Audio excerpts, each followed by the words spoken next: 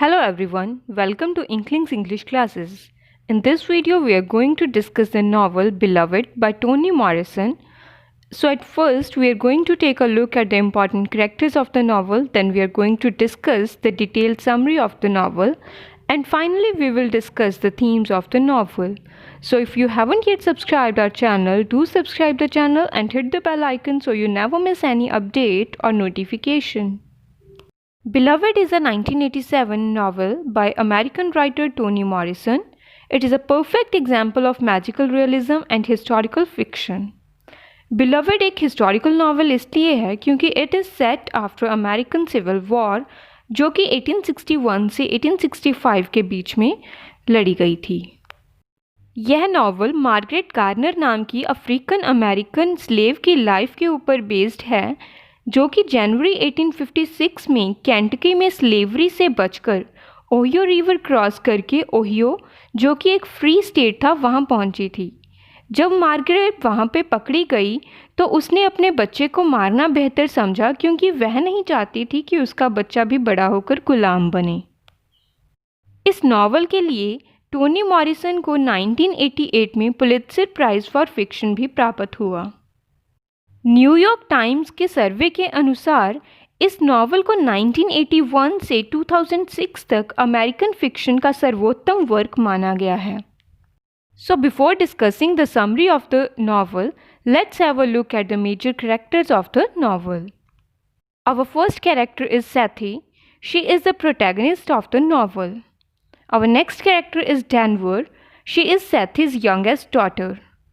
Halle. He is Sethi's husband. Baby Suggs. She is mother-in-law of Sethi. Howard and Bugler. Sethi and Halle's sons. Beloved. She is a young woman who mysteriously appears from a water body near Sethi's house and is discovered soaking wet on the doorstep. Paul D. He retains his slave name. Sweet Home में सभी male slaves के names Paul से रखे जाते थे जैसे Paul A, Paul D and Paul F. Amy Denver एक दयालु वाइट गर्ल थी जो कि सेथी की बहुत हेल्प करती है। She also help Sethe in delivery and Sethe अपनी बेटी का नाम एमी डेनवर के नाम पर डेनवर रखती है। So let's discuss the detailed summary of the novel. Novel की बिगनिंग 1873 में ओहियो की सिंसिनेटी नामक जगह पर होती है जहां नॉवल की प्रोटैगनिस्ट सेथी जो कि पहले एक स्लेव थी अपनी 18 साल की बेटी डेनवर के साथ house number 124 blue stone road पे रहती है। लोगों का मानना है कि यह घर एक हॉन्टेड हाउस है। यहाँ पर किसी प्रेत आत्मा का वास है और यह आत्मा कोई और नहीं बल्कि सेथी की बड़ी बेटी की ही है। इसी आत्मा के साए की वजह से घर का सामान इधर उधर बिखरा पड़ा रहता है। सेथी के दोनों बेटे हावर्ड एंड बगलर भी घर छोड़कर भाग जाते हैं। सेथी का मानना है कि इसी बुरी आत्मा की घर में मौजूदगी की वजह से उसके बेटे घर छोड़ने के लिए मजबूर हुए हैं। सेथी की मदर इन लॉ बेबी सग्स भी इनके साथ ही रहती थी, लेकिन लड़कों के घर से चले जाने के बाद उसकी भी जल्द ही मौत हो जाती है। उसकी मौत नॉवल की कहानी शुरू होने से 8 साल पहले हो चुकी होती है। पॉल डी जो कि सेथी, उसके हस्बैंड हैले, उसकी मदर इन लॉ बेबी सग्स और बहुत से ऐसे लोगों की तरह लगभग 20 साल पहले केंटकी में मिस्टर गार्नर की स्वीट होम नाम की प्लांटेशन में एक स्लेव यानी गुलाम था। वह सेथी के घर आता है। उसके घर में आने से सेथी के दिमाग में लगभग 2 दहाके मतलब 2 डेकेड्स से दबी हुई मेमोरीज ताज़ा हो जाती हैं और यहाँ नॉवल की कहानी 2 पार्ट्स में डिवाइड हो जाती है। एक प्रेजेंट की जो कि सिंसिनेटी में है और सेकंड 20 साल पहले जो घटनाएं केंटकी में हुई थी। सेथी के पास्ट की घटनाएं फ्रेगमेंटेड फ्लैशबैक्स यानी टुकड़ों में बताई जाती हैं और इन्हीं फ्रेगमेंटेड मेमोरीज के आधार पर the following story begins to emerge. Sethe का जन्म साउथ में होता है और उसकी मदर एक अफ्रीकन औरत थी। जब सेथी 13 साल की थी तब उसे स्वीट होम के मालिक मिस्टर गार्नर को बेच दिया जाता है। स्वीट होम में बहुत से और भी स्लेव्स होते हैं जिनसे मिस्टर गार्नर अपना काम करवाता है। ये सभी गार्नर की गुलामी करते हैं। स्वीट होम में कई मेल स्लेव्स जैसे कि Sixo, Paul D, Paul A, Paul F and हैले जो कि सैथी पर बुरी नज़र रखते थे, मगर वह उसे टच नहीं करती। सैथी इनमें से अपने लिए हैले को चूज़ करती है और हैले उसे इसलिए अच्छा लगता था क्योंकि उसने अपनी मां को इस गुलामी भरी ज़िंदगी से आज़ाद करवाने के लिए खुद 5 सालों तक वीकेंड्स पर काम करना मंजूर किया था। सैथी हैले से शादी करती है और उनके 2 बेटे हावर्ड और बगलर होते हैं। इनके अलावा उनकी एक बेटी भी होती है जिसका नाम नॉवल में कहीं भी मेंशन नहीं किया गया। फिर कुछ समय बाद मिस्टर गार्नर की डेथ हो जाती है और मिस्टर गार्नर की वाइफ मिसेस गार्नर अपने एक ब्रदर इन लॉ को फार्म चलाने के लिए बुलाती है। नॉवल में उसका नाम रिवील नहीं किया गया और सभी स्लेव्स उसे स्कूल टीचर के तौर पर ही जानते हैं। उसके आने के बाद स्लेव्स की लाइफ और भी कठिन हो जाती है क्योंकि वह बहुत ही क्रूर है और स्लेव्स वहाँ से भागने की प्लानिंग करते हैं और कुछ स्लेव्स वहाँ से भागने में कामयाब भी हो जाते हैं। जब स्कूल टीचर को इस बात का पता चलता है तो वह अपने नेफ्यूज़ यानी भतीजों के साथ मिलकर उन्हें पकड़ने में लग जाता है। वे पॉल डी और सिक्सो को पकड़ लेते हैं। स्कूल टीचर सिक्सो को मार देता है और पॉल डी को वापस स्वीट होम ले आता है और पॉल डी कहता है कि इसी समय उसने सैथी को स्वीट होम में लास्ट टाइम देखा था। सैथी ने पहले ही अपने बच्चों को सिंसिनेटी में अपनी मदर इन लॉ बेबी सग्स के पास भेज दिया था और खुद भी वहाँ से भागने की कोशिश करती है। स्कूल टीचर के भतीजे सैथी के साथ बहुत गलत व्यवहार करते हैं और उसे टॉर्चर भी करते हैं। हैले दूर से ही ये सब देखता रहता है मगर कुछ कर नहीं पाता और भय से कांपता रहता है। कुछ टाइम बाद वह पागल हो जाता है। सैथी स्कूल टीचर और उसके भतीजों के बुरे कारनामों के बारे में मिसेस गार्नर को बताती है और जब इसके बारे में स्कूल टीचर को पता चलता है तो वह उसे खूब कोड़े मारता है। हालांकि उसे पता था कि सैथी प्रेग्नेंट है, फिर भी वह उसे मारता रहता है। डरी सहमी और दर्द से परेशान सैथी वहाँ से भाग जाती है और भागते भागते वह एक जंगल में पहुँच जाती है और वहीं पर वह थककर गिर जाती है। एमी डेनवर नाम की एक वाइट गर्ल उसे वहाँ से अपने साथ ले जाती है और उसकी देखभाल करती है। एमी डेनवर सैथी की डिलीवरी में भी हेल्प करती है। सैथी एक बेटी को जन्म देती है और वह उसका नाम एमी डेनवर के नाम पर डेनवर रखती है। फिर सैथी अपनी मदर इन लॉ के घर चली जाती है और यहाँ तक पहुँचने में स्टैम्पेड उसकी हेल्प करता है। सैथी सिंसिनेटी में 28 वंडरफुल दिन स्पेंड करती है जहाँ उसकी mother in law Baby Suggs black community की अनऑफिशियल प्रीचर के तौर पर काम करती है। ये 28 दिन उसकी लाइफ के सबसे ज़्यादा अच्छे दिन थे। फिर एक दिन वहाँ पर स्कूल टीचर आ जाता है। वह सैथी और उसके बच्चों को वापस स्वीट होम लेकर जाना चाहता है, लेकिन सैथी नहीं चाहती कि उसके बच्चे भी उसकी तरह गुलामी भरी ज़िंदगी जिएं। इसलिए अपने बच्चों को लेकर वह वहाँ से भाग जाती है और उन्हें मारने की कोशिश करती है क्योंकि वह सोचती है कि यदि वह अपने बच्चों को मार देगी तो वे हमेशा के लिए स्लेवरी से बच जाएंगे। लेकिन वह अपनी थर्ड चाइल्ड यानी अपनी बड़ी बेटी को मारने में कामयाब होती है। वह उसका गला काटकर उसकी हत्या कर देती है।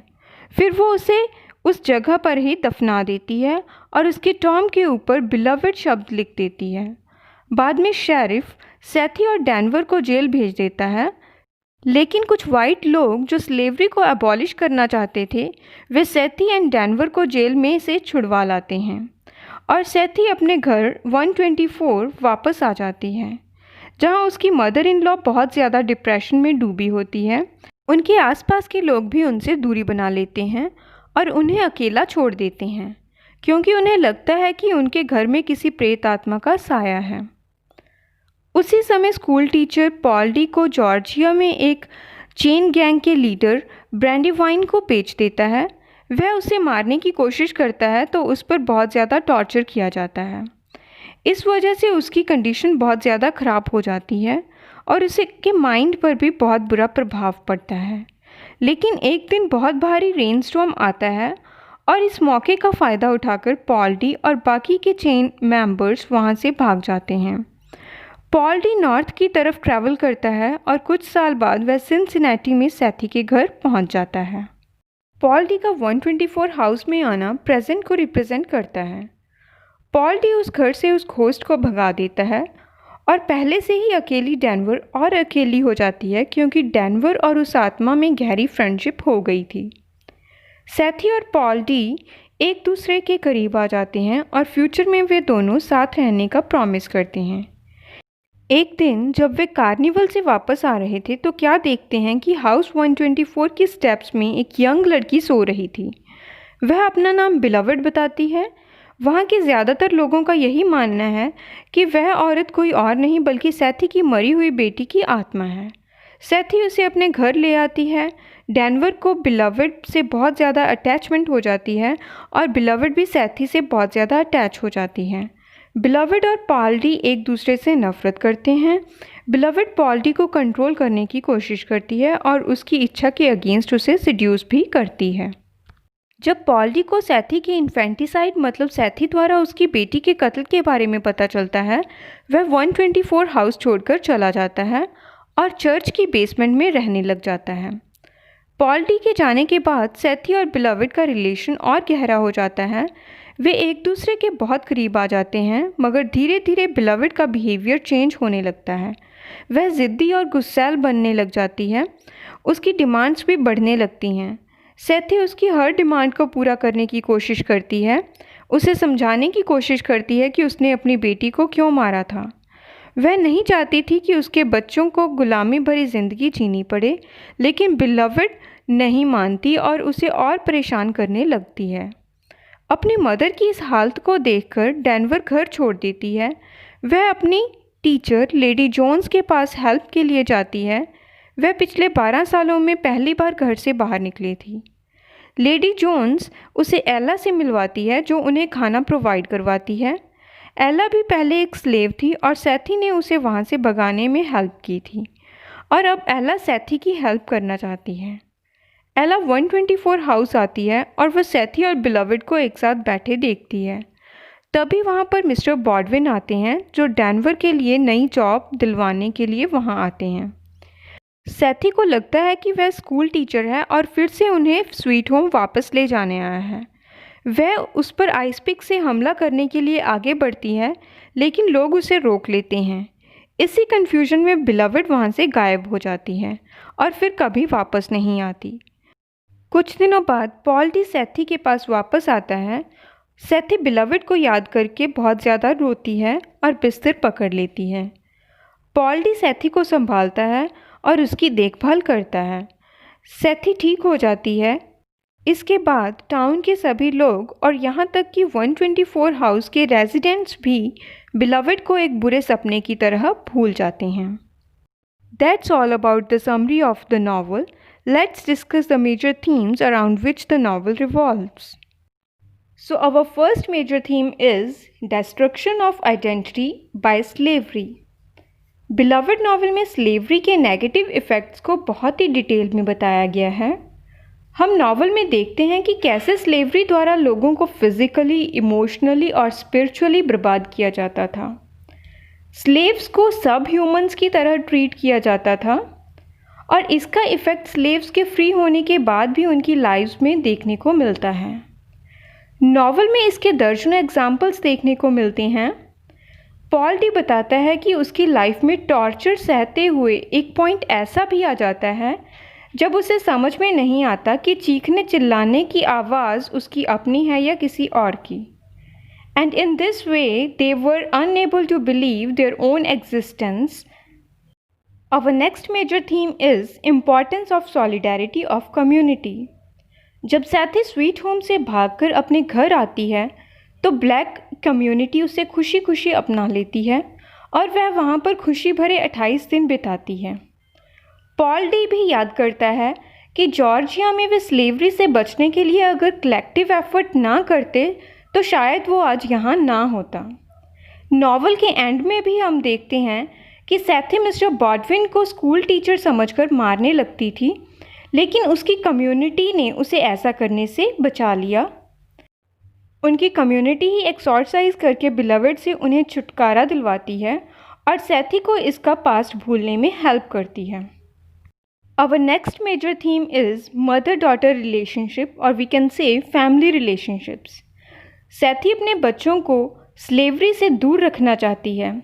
सैथी का मैटरनल पैशन उसे अपनी बेटी को मारने के लिए मजबूर कर देता है। वह बिलवड के आने से अपने और पॉल डी के बारे में बिल्कुल भूल जाती है और बिलवड को हर तरह से खुश करने की कोशिश करती है।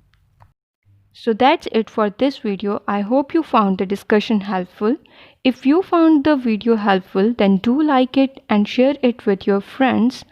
I'll be back very soon with a new video. Till then, stay tuned with Inklings English classes and don't forget to subscribe the channel.